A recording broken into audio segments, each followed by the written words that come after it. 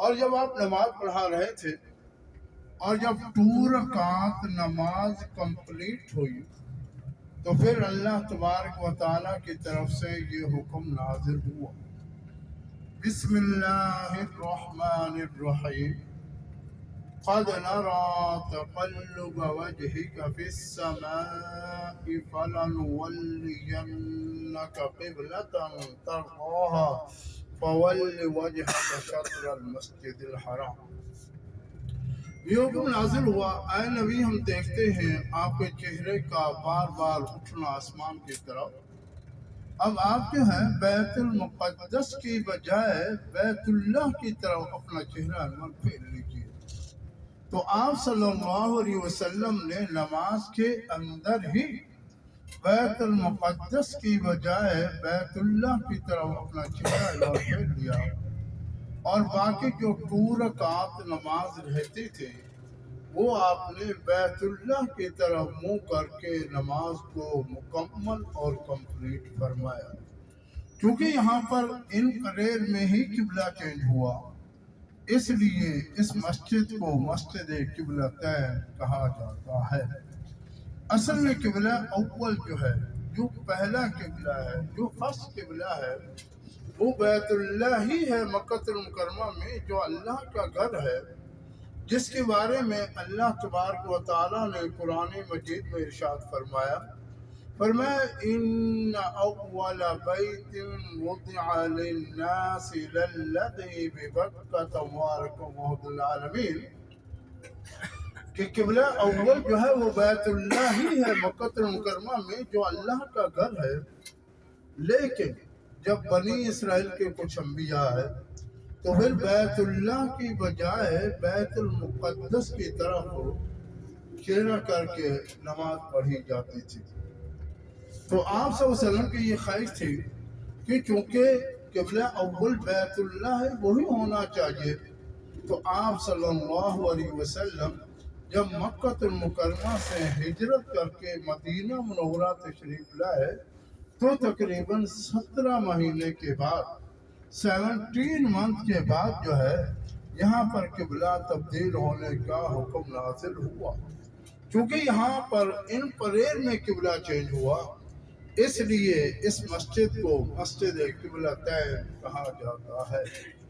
ابھی جب مرد حضرات لیڈیز کی طرف مرد حضرات جب مسجد کے مڈل والے دروازے سے، مسجد کے درمیان والے دروازے سے جب آپ انٹر ہوں گے، داخل ہوں گے، تو داخل ہونے کے بعد پلٹ کے دیکھیں گے، دروازے میں انٹر ہوں گے اور انٹر ہونے کے بعد پلٹ کے دیکھیں گے، ڈور سے اوپر اور روف سے نیچے، یعنی دروازے سے اوپر اور چھت سے نیچے آپ کو سیمنٹ سے ایک جا نماز کا نشان بنا ہوا نظر آئے گا، تو آپ سمجھ جائیں گے کہ پہلا قبلہ اس طرف تھا اور اب جو ہے اس طرف ہے، اور جس طرف ابھی قبلہ ہے اس طرف رخ کر کے آپ 2 رکعت نماز شکرانے کی ادا کریں گے انشاءاللہ تعالی۔ اسی مسجد قبلتین کے ساتھ ایک گریو یارڈ بھی ہے، ایک قبرستان بھی ہے جو آپ کو دکھایا جائے گا، اسے بنو سلمہ کا گریو یارڈ کہا جاتا ہے۔ کیا؟ بنو سلمہ۔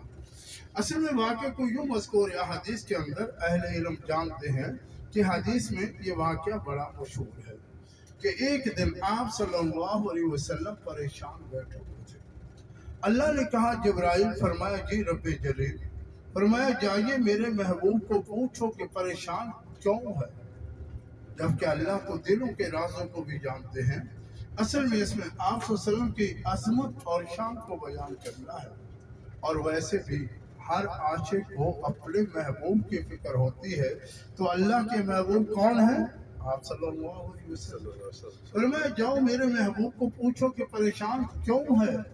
حضرت جبرائیل علیہ السلام تشریف لائے اور سلام عرض کیا اور کہا کہ اللہ کے نبی، اللہ پوچھ رہے ہیں کہ آپ پریشان کیوں ہیں۔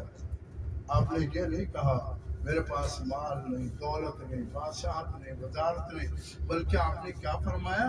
آپ نے فرمایا کہ میں اپنی امت کے لیے پریشان ہوں۔ کس لیے پریشان ہوں؟ اپنی امت کے لیے پریشان ہوں۔ تو تو حضرت جبرائیل علیہ السلام جو ہے آپ صلی اللہ علیہ وسلم کو اسی گریویارڈ اسی قبرستان میں لے کر کے آئے جو مسجد قبلتین کے ساتھ موجود ہے، اور آپ نے آ کر کے ایک قبر کو پر مارا تو ایک آدمی نکلا، پریشان حال ہے، برا حال ہے، حکم ہو واپس چلے جاؤ، وہ بھی واپس چلا گیا۔ پھر دوسری قبر کو پر مارا تو ایک آدمی نکلا، مسکراتا ہوا، ہنستا ہوا، حکم ہو واپس چلے جاؤ، وہ بھی واپس چلا گیا۔ تو آپ صلی اللہ علیہ وسلم کو یہ بتایا گیا کہ آپ کی امت کے جیسے اعمال ہوں گے ویسے ان کے ساتھ سلوک کیا جائے گا۔ تو یہ واقعہ بھی یہاں پر پیش آیا، لیکن اس سے پہلے میں آپ ذات کو ایک بورڈ دکھاؤں گا جس پر لکھا ہوا ہے ہائی ویر عثمان۔ ہائی عربی کا لفظ ہے جس کا معنی سوسائٹی کے ہیں، محلے کے ہیں، جس کو ہم سوسائٹی محلہ کہتے ہیں اپنی زبان میں ہائی کہا جاتا ہے۔ اور ویر عثمان، ویر کا معنی ویل کنواں ہوا کرتا ہے۔ تو حضرت عثمان رضی اللہ تعالی عنہ نے جو ویل جو کنواں خرید کر کے یہودی سے 35,000 کا خرید کر کے اللہ کے راستے میں وقف کیا تھا، اور اس کے بعد آج 1400 سال گزرنے کے بعد بھی اس کا بجلی کا بل جو ہے، الیکٹرک بل جو ہے، وہ حضرت عثمان رضی اللہ تعالی عنہ کے نام سے آ رہا ہے۔ اس لیے احادیث میں ہے کہ جو آدمی اپنے مال میں سے جو اس نے کھا لیا وہ اس کا ہے، اور جو پہن لیا وہ اس کا ہے، اور اپنے ہاتھ سے جو اللہ کے راستے میں دے دیا وہ اس کا ہے، سب پیچھے لڑنے والے ہیں۔ تو یہ بورڈ آپ کے رائٹ ہینڈ سائڈ پر دیکھیں گے، یہ بورڈ کے اندر ہی آپ کو نظر آئے گا، رائٹ ہینڈ سائڈ یہ بورڈ لگا ہوا ہے ہائی ویر عثمان، یہ سب نظر آئے گی سب کو، ہائی ویر ہے۔ تو یہ آگے جو محلہ ہے اس کے اندر وہ کنواں اور باغ ان کا موجود ہے۔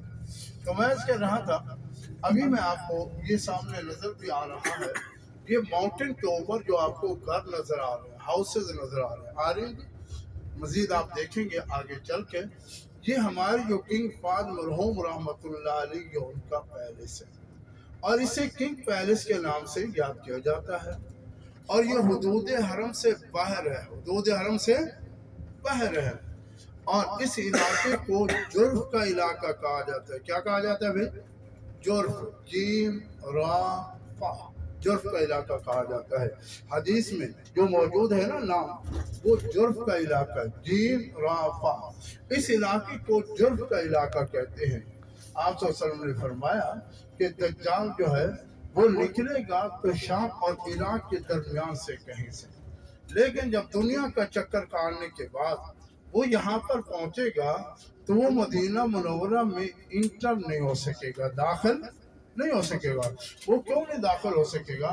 اس لیے کہ مدینہ منورہ وہ شہر ہے کہ جس میں ہر وقت فرشتوں کا پہرا رہتا ہے، اور آپ ذات بھی خوش قسمت ہیں کہ اس وقت شہر میں ہے کہ جس میں فرشتوں کا پہرا ہے۔ یہ بیچ میں جگہ آپ کو بتا دی، تمہارے سے کہہ رہا تھا مسجد قبلتین، یا 2 رکعت نماز شکرانے کے ادا کریں گے انشاءاللہ تعالی۔ وضو تو ہوگا انشاءاللہ، اور وضو نہیں ہے تو آپ یہاں پر وضو کر لیں گے، کیونکہ آگے جہاں پر ہم نے نفل پڑھنے ہیں شاید وضو کی جگہ بہت دور ہوگی، تو اس لیے آپ ذات اگر وضو بھی کرنا چاہیں گے تو کر سکیں گے، اور یہاں لیڈیز کی جگہ الگ ہے اور مرد حضرات کی جگہ الگ ہے۔ اور یاد رکھیے گا، لیڈیز جو ہے اپنے سامان کی خود حفاظت کریں گی، بات سمجھ آ رہی ہے کہ نہیں آ رہی؟ اپنا قیمتی سامان، اپنے سامان کی خود حفاظت کریں گی۔ میرا کام آپ کو بتا، باقی عمل کرنا یا نہ کرنا یہ آپ کی مرضی ہے۔ انشاءاللہ تعالیٰ آپ 2 رکعت پڑھ کے واپس آئیں گے، پھر ہم چلیں گے بیٹل آف ٹرینچ، غزوہ خندق کے مقام پر۔ اور یاد رکھیے گا، سب سے پہلے جو بیٹل ہوا ہے اسلام کا، سب سے پہلا بیٹل، سب سے پہلا غزوہ جو ہے وہ غزوہ بدر ہے۔ کیا ہے یہ؟ غزوہ بدر، جو یہاں سے 160-170 کلومیٹر کے فاصلے پر ہے، اور 2 ہجری میں ہوا ہے۔ کب ہوا ہے جی؟ 2 ہجری میں ہوا ہے۔ اور اسی طرح سے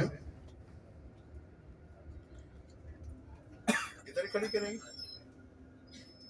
ٹھیک، دروازے نہیں کھولے، تو 2 ہجری میں ہوا ہے۔